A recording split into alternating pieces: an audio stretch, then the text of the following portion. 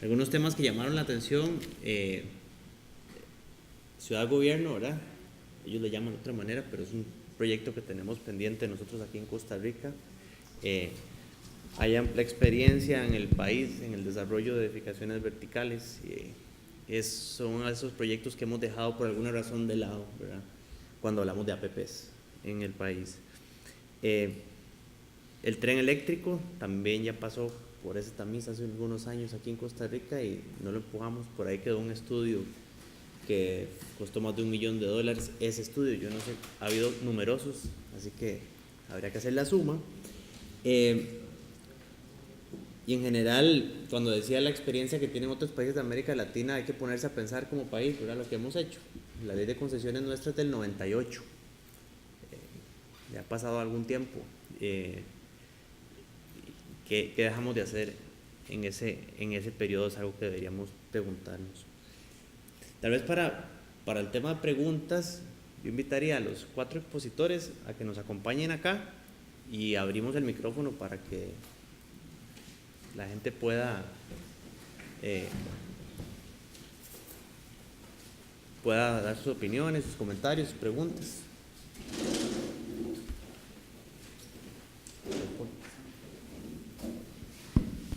Allá.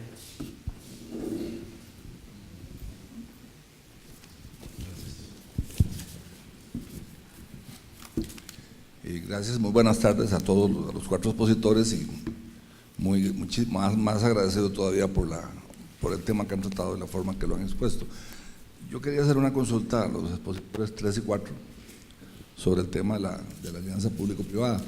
Como lo decía don Federico hace un segundo, nosotros aprobamos en Costa Rica la ley de concesiones desde el año 1998 y así lo conocemos. Nosotros lo conocemos puramente como el tema de ley de concesiones. El tema de la alianza público-privada es un tema más reciente, es un tema que se está manejando con ciertas variantes.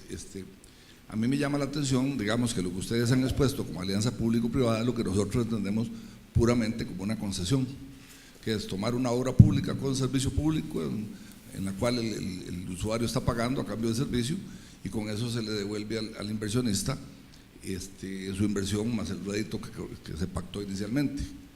Eso lo hemos tenido acá, la mayoría de las experiencias han sido malas, ¿verdad? Precisamente porque nosotros como país tenemos una costumbre de pensar en un proyecto y buscar el financiamiento y buscar la forma de hacerlo sin antes tener el prediseño, ¿verdad? Y cuando finalmente se va a empezar el proyecto ya vale 3 o 4 veces más. Entonces, sobre esa expectativa, digamos, sobre esta exposicióncita pequeña que les hago, yo quería sí oír un comentario de ustedes sobre este tema. Digamos, hay otras modalidades de alianza público-privada. Por ejemplo, nosotros en este momento estamos, yo conozco por ciertas experiencias que hemos tenido de inversionistas de diversa índole que están dispuestos a aportar el recurso porque tienen dineros varados, porque por ejemplo en Costa Rica el ahorro social en este momento ronda los $40.000 millones de dineros varados, ¿verdad?, en fondos de pensiones, en el Instituto de Seguros, en la banca la banca estatal, tenemos entre 30 y 40 mil millones de dólares que no se están utilizando, y entonces eso es una posibilidad de utilizarlos, es emplearlos en la construcción de infraestructura. Entonces hemos creído necesario desarrollar otras nuevas formas de inversión en obra pública. Entonces la pregunta concreta es ¿por qué? Porque la realidad, yo entiendo que las realidades en los países tienden a ser diferentes, lógicamente no podemos estandarizarlas, pero sí me llama a mí la atención, digamos, de que son muy coincidentes ustedes dos en el tema de la APP, como lo ven, como una concesión pura, como lo sentimos nosotros, pero que sí nosotros creemos que hay otras modalidades de alianza público-privada en donde no necesariamente se entregue la obra en concesión, sino que simplemente se busque al inversionista puro que viene y coloca sus recursos para que el uso de la obra sea usufructuado por el Estado en la modalidad que se decida. Esa sería mi pregunta.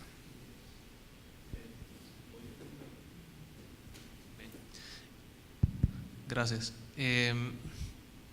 Sí, creo que el enfoque de su pregunta es bastante atinado. De hecho, fue uno de los temas que tuvimos que defender nosotros cuando empezamos con todo este tema APP.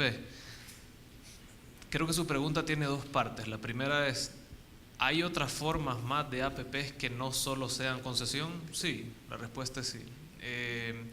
El abanico de opciones de APP involucra incluso coinversión, por ejemplo. Pero ¿por qué nosotros explícitamente en El Salvador nos decantamos por concesión? Precisamente porque las experiencias que tuvimos en joint ventures o coinversiones fueron muy malas. ¿Por qué? Porque en la legislación salvadoreña, aunque el Estado entre en partnership con un privado y estén compartiendo acciones, a eso se le da un tratamiento de régimen privado. Entonces significa que primero ambos comparten riesgo, no estás mandando riesgo en mayor o menor cuantía, ahí lo que vale es qué tantas acciones tienes, ¿no? Y por lo general el Estado no está acostumbrado a reinvertir o a buscar una maximización del profit como lo tiene la parte privada. Entonces poco a poco te vas quedando como rehén del privado, siendo el Estado. Hablemos un caso concreto. Nosotros tenemos Mides en El Salvador, que es una empresa entre la Alcaldía de San Salvador y un privado que se encarga de recoger basura y tratar la basura. El Estado empezó a recibir dividendos, empezó a pagar deudas que debía la alcaldía. Cuando se tuvo que hacer una ampliación de capital, la alcaldía no tenía y empezó a quedar disminuida frente al privado. Pero el garante del flujo de caja, que es la basura, era la misma municipalidad. Entonces, poco a poco fue quedando relegado, entonces ya no había mucho sentido en ese contrato. De hecho, que en paz descanse el doctor Héctor Silva, que en ese momento era el alcalde de San Salvador, que le tocó hacerle frente a ese proyecto. Cuando nosotros empezamos a conversar de APPs, una de las primeras personas que tocamos fue él, y lo que él nos dijo textualmente fue: si yo tuviera un mecanismo así en aquel momento, nunca me hubiera ido por una coinversión. ¿Por qué? Porque la concesión le permite a usted delegar la mayor cantidad de riesgos más transparentemente en aquella parte que sea más hábil para administrarlo. Y es muy diferente hablar de un marco regulatorio de asocio público-privado, un marco, siempre que en el fondo estemos hablando de la misma figura que es concesión. Es muy diferente hablar de concesión por APP a concesión por una ley de contratación y compras públicas. ¿Por qué? En el caso nuestro, de nuestro ordenamiento jurídico, que es la LACAP versus la ley de APP, uno de los ítems que la diferencia es que es muy explícita en la delegación de riesgos. Es decir, se centra mucho en qué tan hábil soy yo como Estado, mediante un análisis previo, en negociar la cantidad de riesgo que se le va a ir al contratista privado. Pero si lo ve en el fondo, la gran diferencia entre una concesión por ley de compra de adquisiciones y una concesión por APP es que la concesión por APP lo obliga a usted como Estado a ser más cauteloso y más explícito en la forma de cómo va a llevar ese proyecto al mercado y por qué ese es el proyecto que usted tiene que llevar al mercado. Eso es en el caso salvadoreño. Sí, yo pienso que hay un riesgo cuando se habla de la modalidad APP, y es un riesgo en tema de concepto, ¿sí? En el término de alianza, en el término puro del concepto de proyectos bajo la modalidad de alianza o asocio público-privado, pueden entrar muchas cosas, ¿sí? Pueden entrar muchos temas, pueden entrar muchas formas de proyectos que es un peligro también a veces discutir tanto en el tema de modalidad y en el tema de ese tema, porque nos podemos perder un poco entre que si este es APP, este no es APP. Al final es como yo lo entiendo, es realmente la vinculación del sector privado, una empresa privada, proveyendo un servicio público asociado a una infraestructura pública, ¿sí? Hay un contrato de por medio, tiene que haber un contrato de por medio en donde la parte pública y la parte privada firman un contrato de alianza público-privada,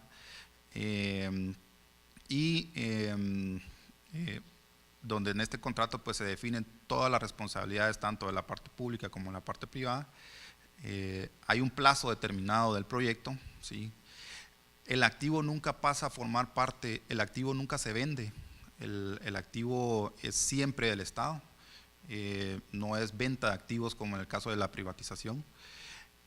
Bajo esos parámetros, como término de APP, en cuanto a un proyecto APP y una concesión, para mí es lo mismo a nivel conceptual, ¿sí? A nivel conceptual de un proyecto APP, una concesión es lo mismo.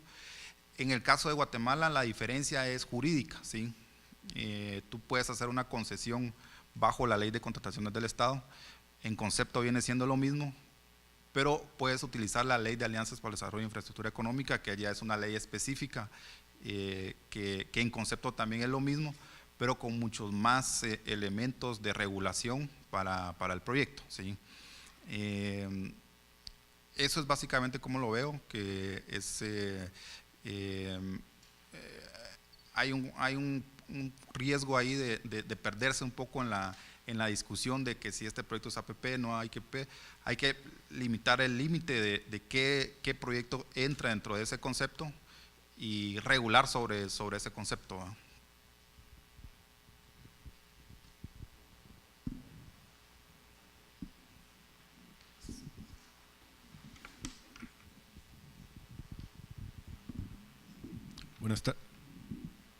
Buenas tardes, muchas gracias. Realmente las presentaciones han sido muy buenas, muy valiosas, y especialmente viniendo de países parecidos a los nuestros, con esta cultura.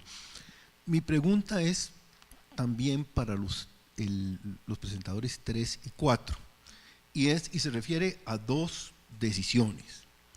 El momento de salir de una obra tradicional, o más bien una expectativa de obra tradicional, y decidirse a irse por una APP. Ese es un momento crítico que causa enormes dificultades, y entonces un poquito a ver cómo han pasado esa dificultad. Y el segundo es, una vez pasado eso, el término de los oferentes, la cantidad de oferentes que aparecen, o los términos del concurso y ese tipo de asunto, que igualmente ha sido un tema muy sensible aquí en los esfuerzos de aquí. Y nada más comentar que bueno, no tenemos nosotros la complejidad de tener que pasar finalmente por el Congreso, pero bueno, hay un órgano que es la Contraloría que al final hace una revisión de legalidad y entonces funciona como eso. Pero esos dos temas en especial, ese momento de decisión de pasar de la expectativa de obra tradicional a APP, y el efecto concursal ya una vez decidido eso.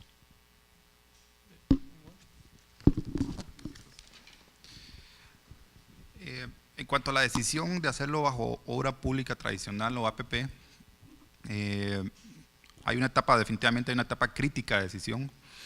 Definitivamente los proyectos APP se deben de marcar de una política pública de infraestructura pública como primer punto.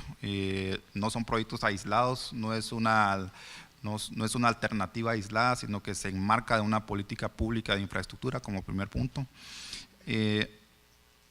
Bajo los parámetros de esa política pública hay criterios de elegibilidad de los proyectos, criterios de elegibilidad que son criterios sociales, ¿sí? Sociales, que realmente sea una necesidad del proyecto, y tendiendo y habiendo definido esa necesidad, tú puedes decidir en hacerlo bajo obra pública tradicional, perdón, después de que definen la necesidad que realmente tiene una rentabilidad social alta, puede ser que el proyecto, luego también haces estudios de factibilidad, ¿sí? tienes que ver que el proyecto sea factible en aspectos técnicos, financieros y legales, ¿sí?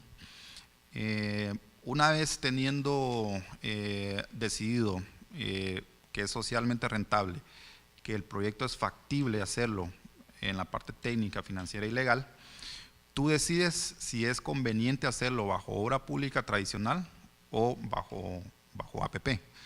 Para decidir, José pues explicaba varias metodologías al respecto. Se han estudiado varias metodologías de desarrollo, como lo son índice de elegibilidad, comparador público-privado, valor por dinero, que lo explicaba José. Hay como 4 o 5 metodologías para definir si te vas por obra pública tradicional o APP. Ese es otro tema que también hay que discutir cuando estén desarrollando el marco legal. ¿Cuál va a ser? Bueno, primero decidir si dentro de la misma ley se va a dejar metodologías específicas, ¿sí?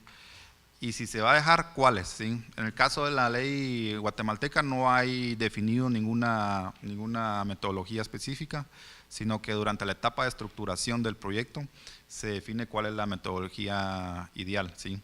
Entonces, en resumen, ese sería el pensamiento lógico, que sería rentabilidad social, factibilidad del proyecto y conveniencia de hacerlo bajo APP del proyecto.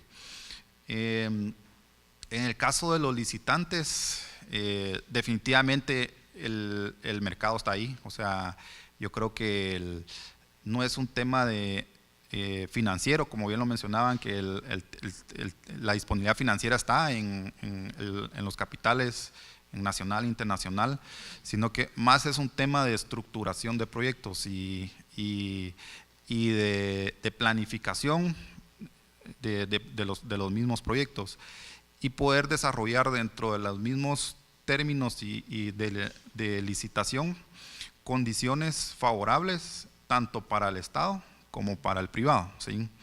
Las agencias que representamos tenemos ese rol, que es velar por los intereses. Por un lado, tenemos que velar por los intereses del Estado, pero al mismo tiempo tenemos que jugar como que somos privados, para que poner en las bases de licitación las mejores condiciones para el proyecto, para ambos, ¿sí?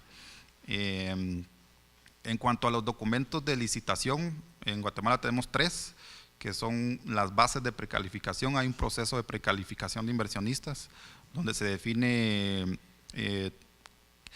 donde prácticamente lo que se hace es que se define qué tipo de jugadores queremos sobre la mesa, y se califican, y aquellos que no pasan pues quedan fuera del proceso, y solamente los que cumplen con ciertos criterios tienen la opción de presentar oferta.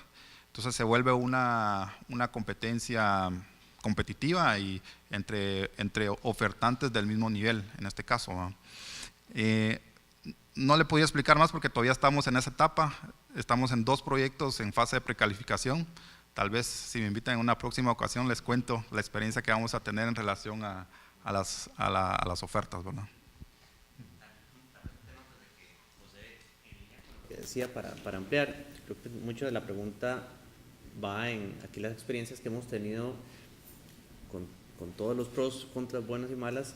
Hemos tenido, digamos, normalmente un oferente, ¿verdad? Yo creo que por ahí va cómo hacer la competida, o sea, cómo tener 5 para asegurarnos el mejor resultado, ¿verdad? Bueno, en relación a ese tema de que haya más oferentes, definitivamente hay que hacer promoción, del proyecto. Hay que hacer eventos de promoción, y promoción con la parte privada, y lo que explicaba José también con la parte bancos, ¿sí? Los proyectos realmente cobran vida en el momento que hay un cierre financiero, se llama en esta jerga de APPs, que es cuando el banco aprueba el proyecto en un contrato de deuda, ¿sí? En ese momento hay proyecto. Mientras tanto, para atrás son estudios y procesos, pero en el momento que hay un cierre financiero de un banco, ahí hay proyecto.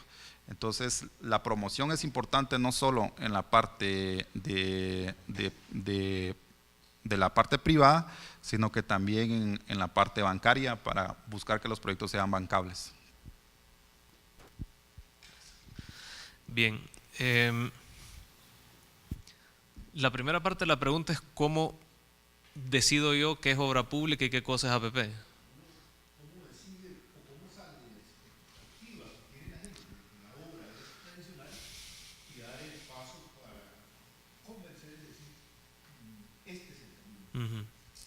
A ver, nosotros nos hemos dado cuenta que el usuario final o la población, al final del día, no le interesa mucho si es APP o es obra pública tradicional o es una coinversión. Lo que ellos están demandando es el servicio público y que se les brinde con la mejor disposición en el menor tiempo posible y con la mayor rentabilidad económica y social también. Y es en ese marco que uno activa toda la batería de metodologías que yo le hablaba anteriormente, que eso nos sirve a nosotros para saber cuál es el marco de referencia sobre el cual nos vamos a mover y a dónde entregamos un mayor valor mediante el proyecto hacia la sociedad.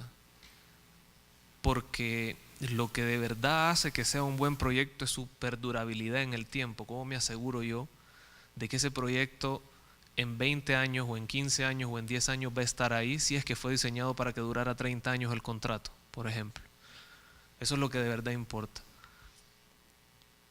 Y que fiscalmente sea lo menos erosionador de las finanzas públicas si es que estamos en un proceso complejo desde el punto de vista fiscal. La obra pública tradicional por lo general tiende a pedir mucha ayuda del fisco. Entonces, en países como el nuestro, donde hay pocos recursos, lo que de verdad importa es que ese proyecto no solo esté, sino que brinde el servicio y que tenga vida propia. Eso es lo que nosotros buscamos. Y es ahí donde pasamos de contemplar algo como obra pública tradicional a decantarnos por una figura como APP. Y la segunda pregunta era... licitante.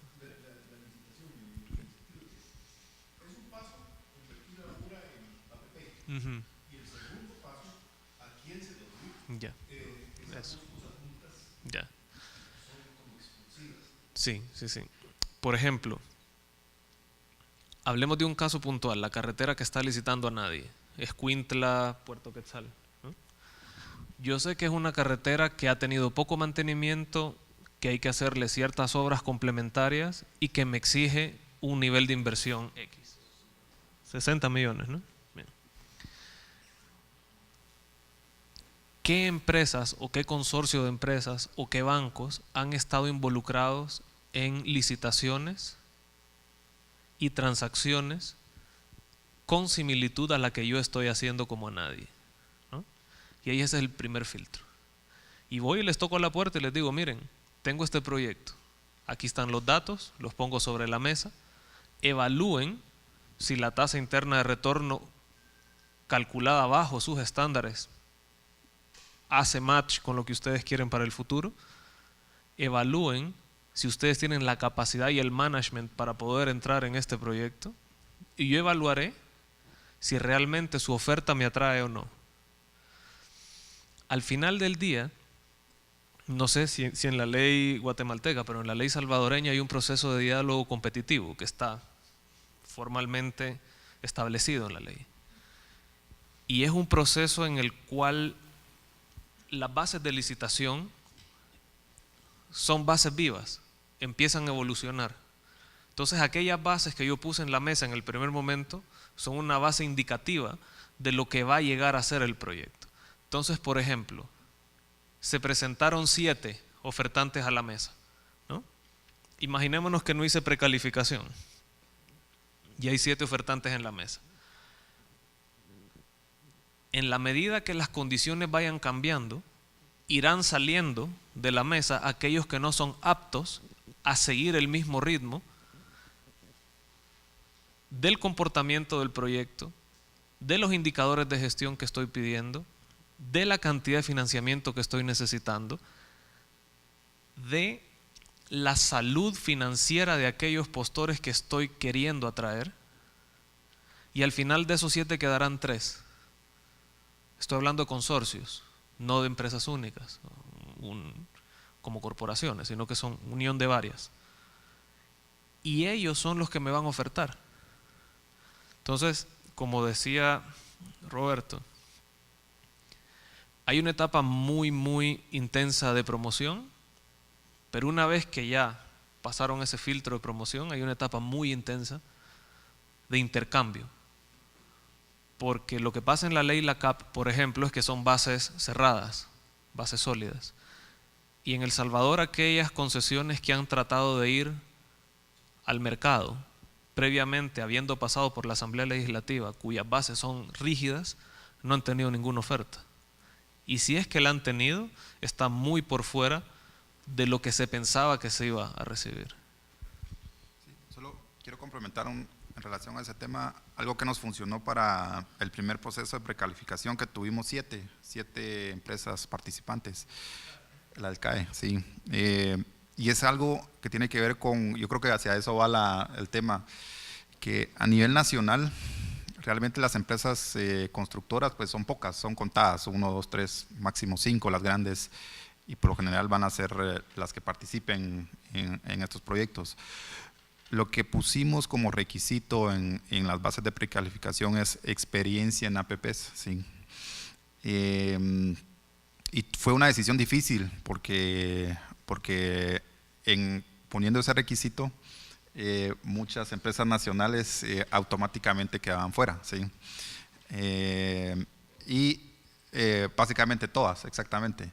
Pero entonces dijimos, ¿cómo podemos hacer para que realmente haya una participación también de nacionales? Entonces lo que hicimos fue permitir precisamente participación de grupos empresariales, consorcios conocidos también, en donde un consorcio donde el nacional puede ser mayoritario. Una cosa es la participación del proyecto y la sociedad accionaria es distinta. Por ejemplo, el nacional puede ser el mayoritario hasta en un 70%, y el extranjero que acredite la experiencia PP debe ser de por lo menos un 30% de su sociedad accionaria. Entonces, lo que sucedió es que participaron empresas internacionales compitiendo con empresas nacionales, con socios nacionales. Como resultado tuvimos 7 postulantes, 2 de ellas consorcios nacionales e internacionales, y el resto extranjeras, en este caso 4 extranjeras. Pero sí fue un tema que tuvimos que decidir en su momento, que realmente los primeros proyectos bajo esta modalidad no nos podemos arriesgar en traer a la mesa jugadores que no tienen la experiencia bajo esta modalidad, ¿sí? Porque estos proyectos no es obra pública tradicional, tiene otros temas más relacionados, y ese fue uno de los temas importantes por la cual tuvimos 7.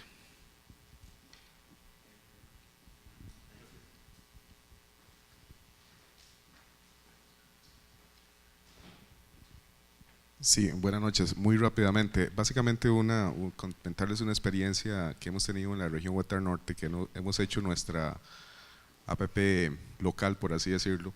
Nosotros tenemos una organización que se llama la Agencia para el Desarrollo de la Región Huetar Norte. Hace 15 años necesitábamos una carretera que comunicara la zona norte con el Atlántico. Entonces empezamos a un grupo de empresarios y de gente de la zona, de la sociedad civil. Empezó a hacer una serie de gestiones, desempolvó un proyecto, se consiguieron los recursos de preinversión y se aportó recursos hasta propios para apoyar la gestión ante el ministerio. Se apoyó la gestión de la ley de empréstito, se apoyó todo el cartel y se ha estado en un seguimiento mes a mes, y ya tenemos un resultado que la carretera se inaugura el próximo año. Entonces esa experiencia ha sido muy interesante, muy valiosa. La pregunta mía es, ¿ustedes han tenido ese tipo de experiencia de la sociedad civil involucrándose en la gestión propia de estos proyectos?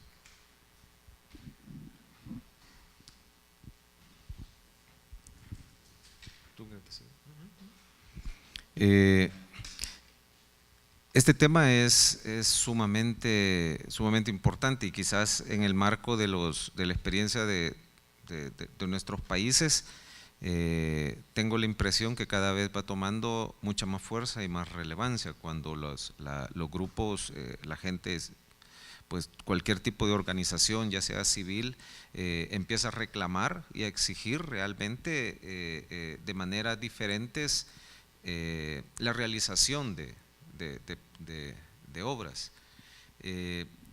Luego de lo que yo he oído, ustedes inclusive, creo que tú me comentaste que incluso han participado en la unidad ejecutora como tal, ¿verdad?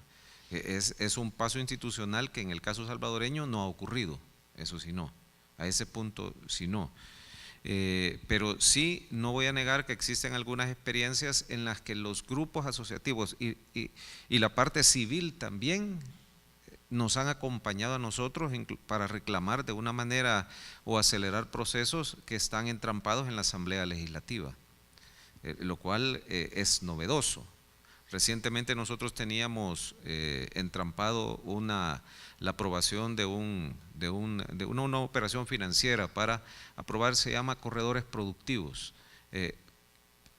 Sí, que era una operación, no era muy grande, era como de 40 millones de dólares, un préstamo, pero sí tenía incluida una cantidad de infraestructura comunitaria importante. En esta ocasión, sí, grupos de la sociedad civil, acompañados también de alcaldes, defendieron ante las comisiones de Hacienda, ante las comisiones de Obras Públicas, conjuntamente con nosotros, la validez de este proyecto. Eso no había ocurrido antes. Siempre el interlocutor había sido el gobierno, el que representaba el interés del país. Pero sí coincido en que el empoderamiento de la sociedad civil es vital y la participación debe de ser cada vez más importante. En este caso, que esto sí va a ocurrir porque el préstamo fue aprobado con esta operación. No estamos hablando de manifestaciones públicas en las calles, no, estamos hablando de una articulación real y una participación. Lo que sí nosotros estamos comprometidos es que el seguimiento del proyecto y la información sobre él es una operación que vamos a hacer ya en la ejecución del proyecto. Nunca había ocurrido así. Ese es uno de los ejemplos que yo traigo a la memoria, pero sí creo y les felicito realmente por todo lo que tú me estuviste comentando.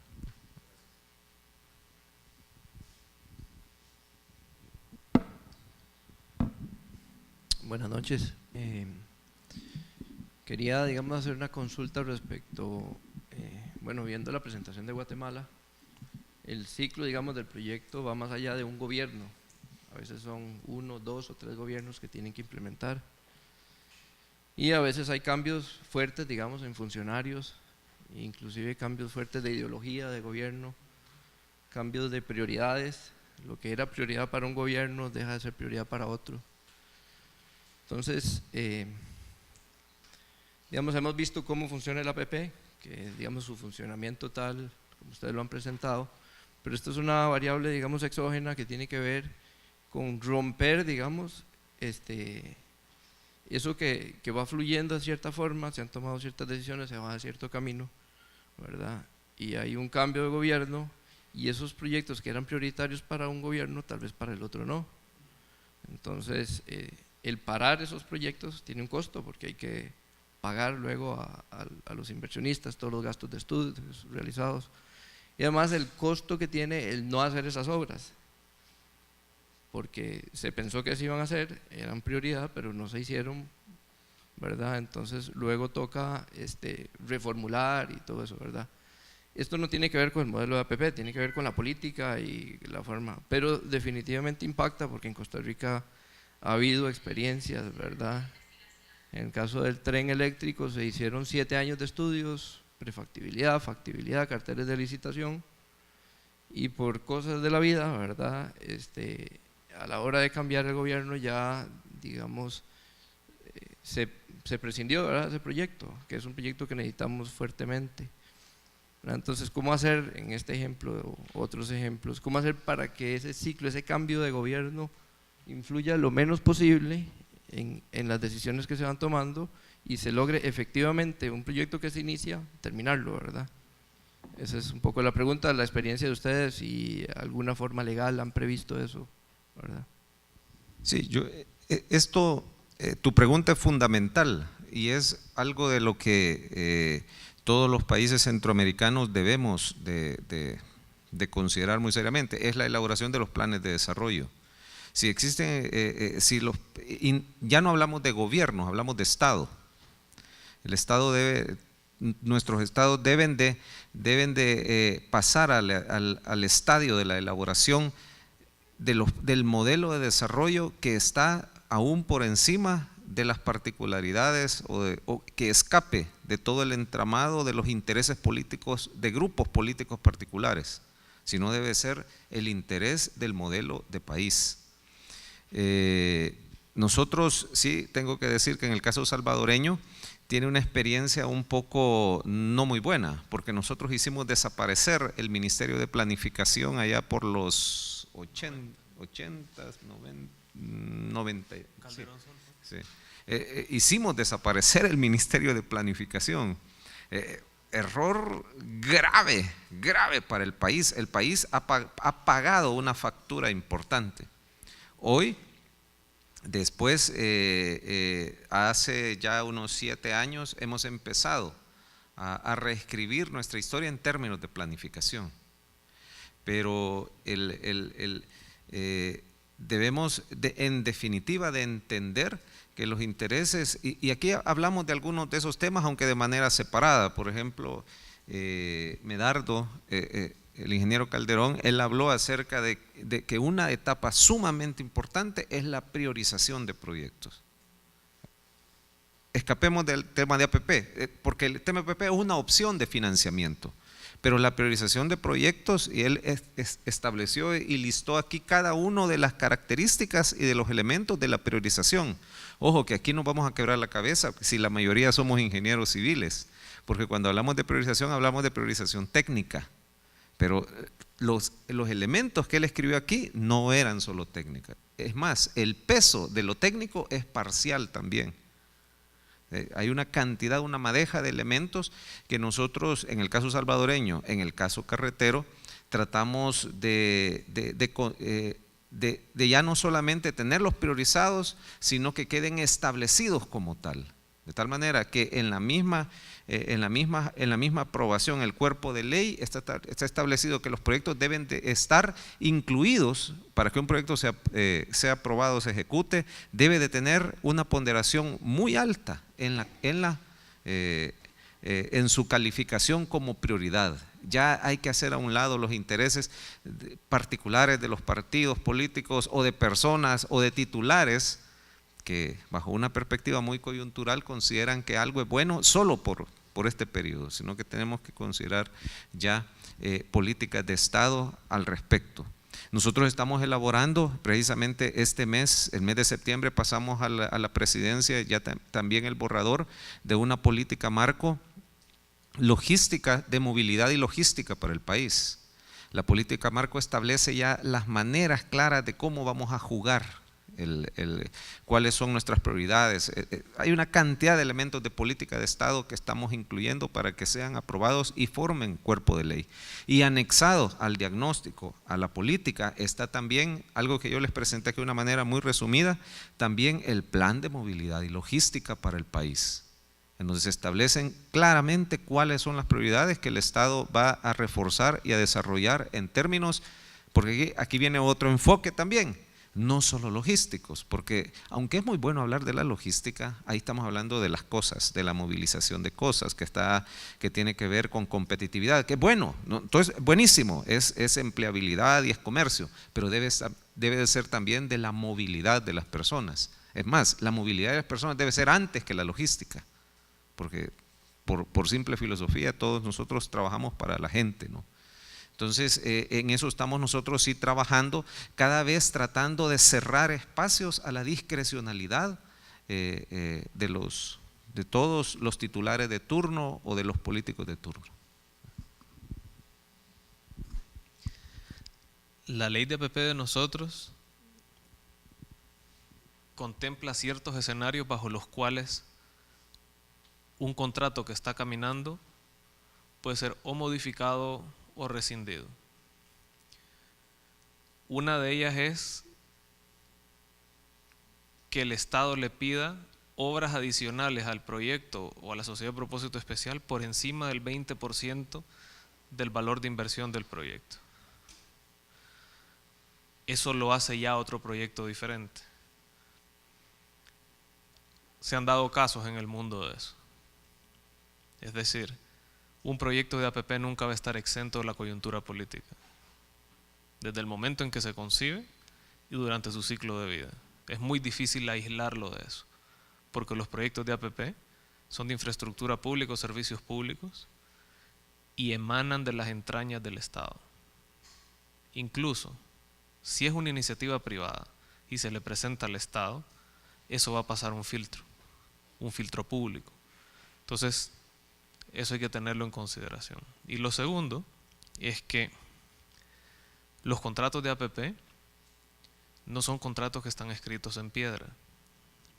Pueden ser renegociados bajo ciertas circunstancias y ciertos indicadores, siempre y cuando no se rompa con el equilibrio económico-financiero del contrato, ni que se cambie ni se modifique la razón de ser de ese proyecto. Pero en resumidas cuentas, desde el punto de vista de APP, salvadoreño por supuesto, la respuesta es: no hay una forma para estar seguro de que ese proyecto el día de mañana no te lo van a querer caducar si entra un gobierno que está completamente opuesto a eso. Claro, tendrá que pagar mucho políticamente por ese proyecto, si es que ya está funcionando y lo quieren quitar. Aparte, en el caso salvadoreño, como vas a la Asamblea Legislativa, tienes un contrato en tus manos que es cuasi ley. Es decir, si buscan rescindirte ese contrato, es como que el Estado entero haga default. Y ahí hay un problema, no solo del proyecto, ni del inversionista, ni de los bancos, del Estado mismo. Entonces es muy difícil ponerse a pensar de que eso va a suceder. Sucede, pero es difícil.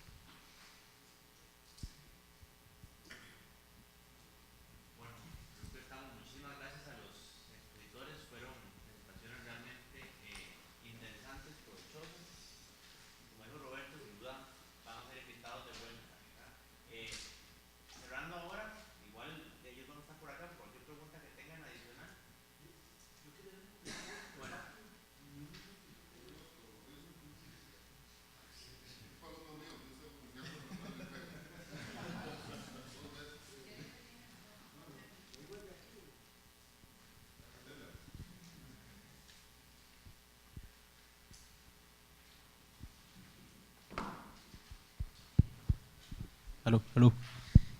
Sino que al ser el tema de infraestructura vial, yo quise venir porque me interesa mucho, ¿verdad? Este tema me llamó la atención que casi no se mencionó en ejemplos y a lo largo de las exposiciones la infraestructura peatonal y ciclista y en general para transporte público masivo. Bueno, Guatemala mencionó lo del Metroriel, que bueno, muy bien, eso me parece un muy buen camino, ¿verdad? Y creo que como latinoamericanos deberíamos pensar más en soluciones reales. Yo sé que el seminario se trataba más del financiamiento de proyectos, sin embargo sí creo que de nada sirve que agilicemos la construcción de 2 o 3 puentes y seguimos con la mentalidad carrocentrista, ¿verdad? Hay que pensar más en la movilización de gente y aumentar la calidad de vida y no solo en la economía. De nada sirve tener mucho conocimiento si no hay conciencia. Entonces solo era eso. Bueno, la verdad es que es válido tu punto.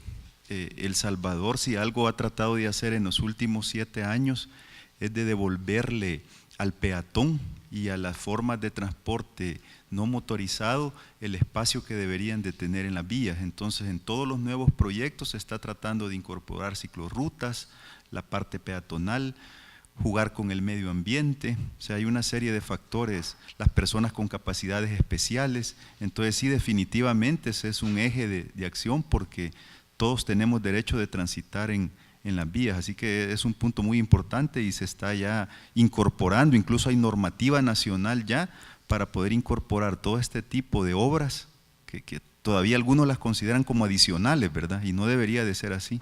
Le estamos tratando de devolver al peatón el espacio que siempre debió tener en las vías.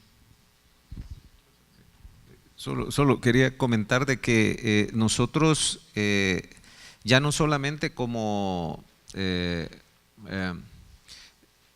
manera institucionalizada hemos ya incorporado dentro de las, y esto entra dentro de la política que hablé de movilidad y logística, incluye criterios que ya no pueden escapar o ya no pueden no ser considerados en el desarrollo de proyectos. Esto obliga a que la estructura financiera del proyecto, de un proyecto carretero, en el caso de El Salvador, va a incorporar porcentajes mínimos para estas inversiones. Y estamos incluyendo dentro de ellos los temas, bueno, el tema de la peatonización de manera limitada, pero es por términos de competencias, quizás porque más está para las alcaldías. El tema de la ciclomovilidad ya está incluido, el tema de la ingeniería verde, el tema inclusive del paisajismo, obra cultural y otras cosas que antes sonaban muy extrañas en el calor. Hay que hablar que también la movilidad universal no está asociada exclusivamente a los temas de los discapacitados, ¿no? Sino a los derechos del niño, a los derechos del adulto mayor, a los derechos también de los discapacitados temporales. Es decir, todo eso es una línea de trabajo que no ha sido fácil, tengo que decirlo, incluso políticamente. Nosotros acabamos de terminar, casi estamos terminando un paso a desnivel, por ejemplo, que hicimos algo que ya hacía mucho tiempo que no se hacía en el país. Hemos incorporado dentro de él un concepto cultural, ¿verdad? Que es el concepto del jaguar, le estoy dando un ejemplo nada más. En los temas culturales hay un rescate y un concepto de abordaje cultural en ese simple paso a desnivel, pero los medios lo empiezan a criticar porque dicen de que cuánto costó eso, que hay una madeja de cosas. Ese paso a desnivel también va a tener unas pasarelas y va a tener el primer ascensor peatonal público para poder pasar de lado a lado. Hemos construido una ciclorruta ya permanente en El Salvador que tiene 7 kilómetros de longitud, pero hay un plan maestro general que estamos desarrollando con apoyo de Corea, y pretendemos la carretera que comunica al área metropolitana de San Salvador con el Puerto de la Libertad, que son más o menos como 35 kilómetros, incluirle también el carril para ciclistas. Está incluido ya en el modelo conceptual, ¿verdad? Pero estamos ahorita viendo la parte y los impactos financieros. Son desafíos importantes, pero nosotros sí ya lo incluimos en la política de movilidad y logística del país. Perdón, solo rápidamente, con ese comentario, definitivamente esa es una tendencia mundial, creo yo, el moverse inteligente, y también choca con el paradigma tradicional de tema de la infraestructura pública, de carreteras y definitivamente, y por ser tendencia mundial, nos hemos chocado con ese tema. Venimos estructurando los proyectos de una manera y realmente los proyectos nos los exige, ¿sí? Por ejemplo, el proyecto de centro administrativo del Estado o Plaza Gobierno, se debe incluir la rehabilitación de espacios públicos, de incluir el tema peatonal, el tema de moverse en bicicleta también es un tema que realmente toca incluir en todos los proyectos, y en el tema también del tráfico y del tránsito en las ciudades también es otro gran tema, ¿verdad? ¿Qué es lo que vamos a incentivar? ¿A que nos movamos en vehículo privado o que nos movamos en transporte público? ¿Qué es más eficiente? ¿Qué es más operativo en este caso? Y eso es una discusión que está sobre la mesa, yo te diría, en todas las ciudades del mundo. Gracias. Bueno, muchísimas gracias.